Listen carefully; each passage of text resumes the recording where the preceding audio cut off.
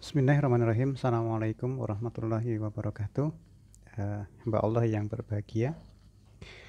Eh, Alhamdulillah, salatu wassalamu ala rasulillah wa ala alihi wa sahbihi wa mawadah, amma ba'd. Baik, kita akan lanjutkan kembali menyampaikan materi yang berkenaan tentang benteng gaib yang sebetulnya ini merupakan satu amalan yang ya memang seharusnya seperti itu seorang muslim melakukannya. Jadi artinya tidak harus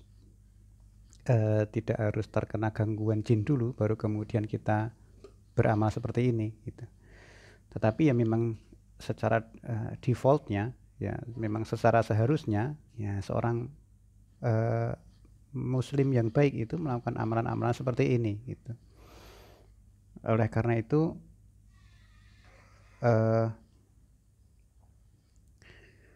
kita bersyukur ya ketika Allah Subhanahu wa taala memberikan musibah bagi kita, memberikan sakit bagi kita, sehingga dengan sakit itu ternyata kita ada kesempatan kemudian melakukan satu amalan-amalan harian, baik itu amalan badan, lisan maupun hati yang itu sejatinya memang seorang muslim seperti itu gitu. Nah,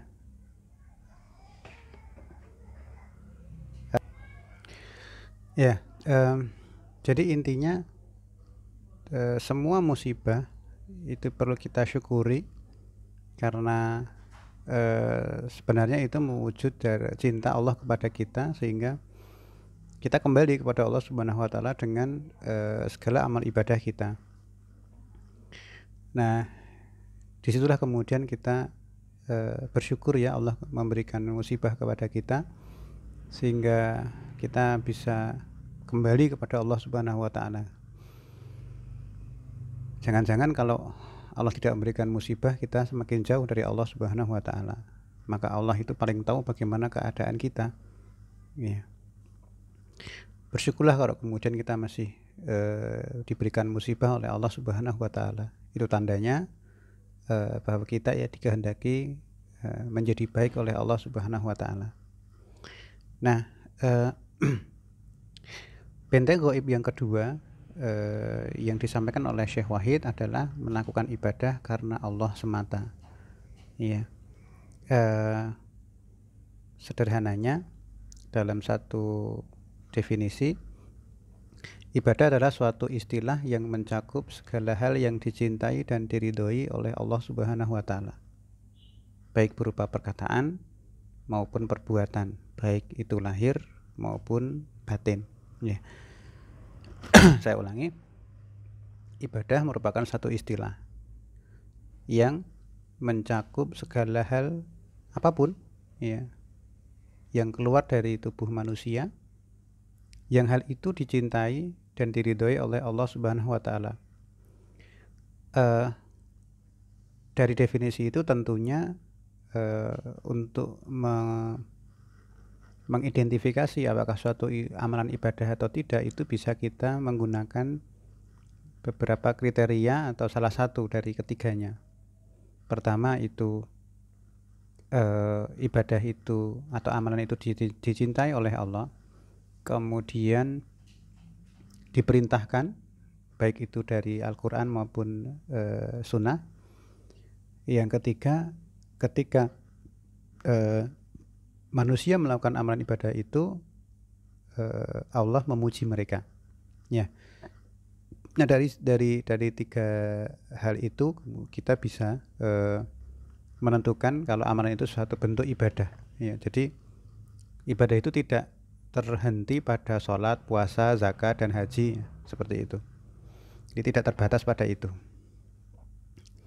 Nah, tadi disampaikan baik segala hal itu merupakan perkataan ataupun perbuatan lahir dan batin. Jadi ada perkataan lahir, lisan, ada perkataan batin, ada perbuatan lahir yang dilakukan anggota tubuh kita, dan ada perbuatan hati. Ya. Perkataan lahir misalnya zikir harian ya, wirid, zikir pagi petang ya, zikir habis sholat. Nah itu perkataan lahir. Atau perkataan batin ya, membenarkan misalnya ketika ada orang mengatakan Allah itu satu, Allah itu ahad, maka hati kita membenarkan. Itu namanya perkataan batin. Yang kedua,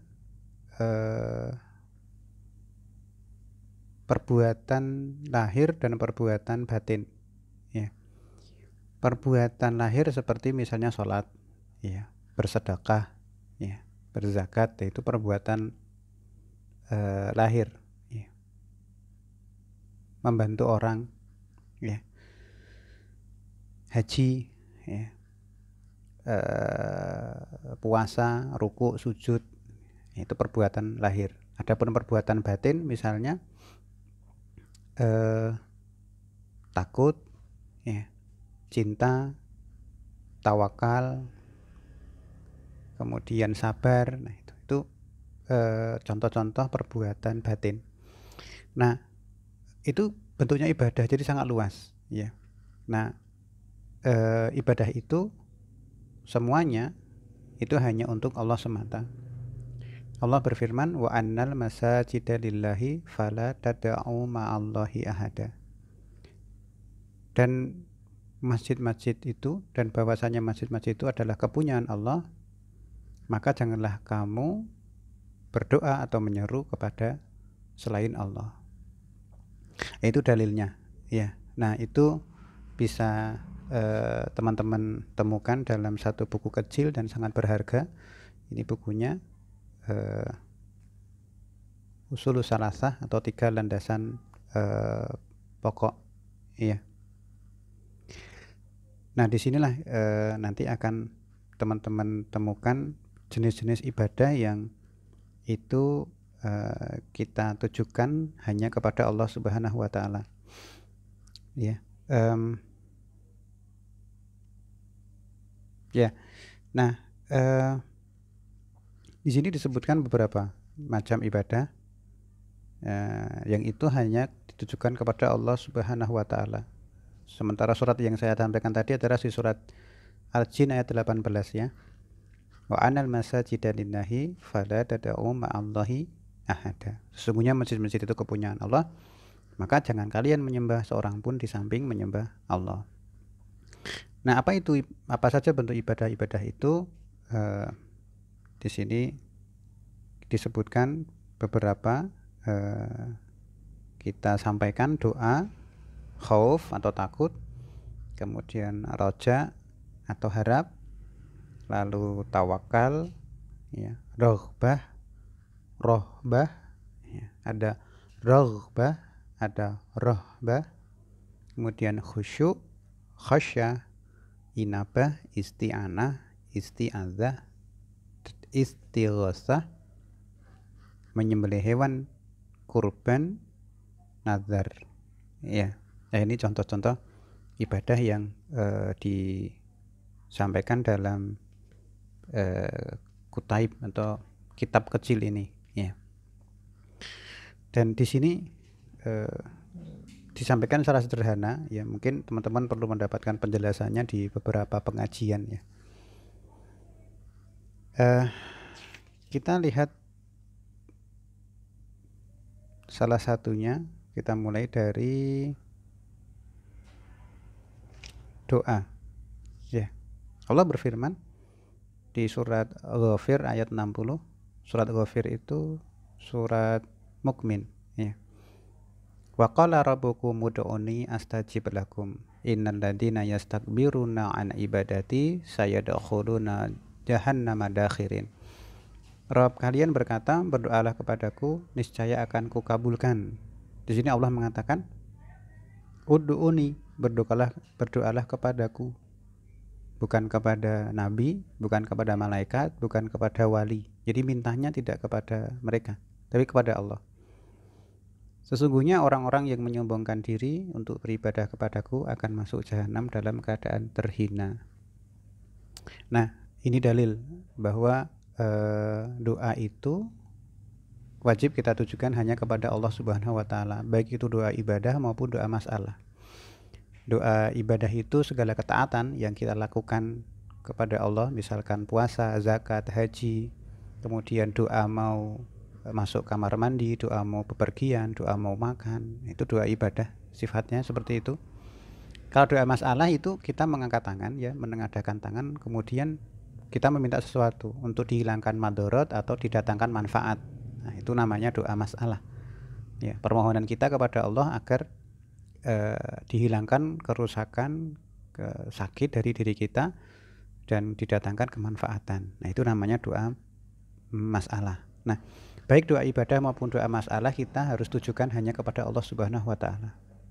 Tidak boleh kita tujukan kepada yang lainnya, ya. Iya, dan ketika itu ditujukan kepada yang lainnya, maka itu hukumnya syirik akbar, ya.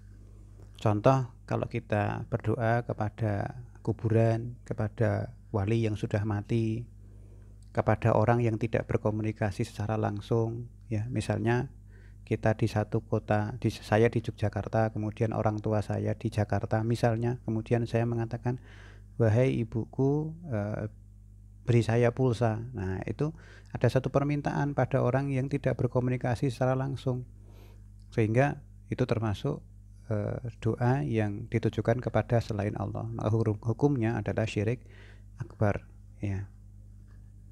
Atau kita berdoa pada orang yang berkomunikasi secara langsung tapi tidak mampu memenuhinya, kecuali hanya Allah yang mampu. Misalnya saya berhadapan-hadapan dengan orang, kemudian saya minta orang itu, wahai Bapak, berikan saya kelancaran rezeki, ya, datangkanlah jodoh pada saya, sehatkanlah saya, kemudian jaminlah hidup saya, ya, masukkanlah ke surga, mungkin seperti itu. Nah, itu bisa berkomunikasi secara langsung, tetapi pada hal-hal yang tidak dimampui manusia. Nah, itu yang disebut doa yang ditujukan kepada selain Allah, dan itu hukumnya syirik akbar. Nah, ini tentang doa, ya. Kita cukupkan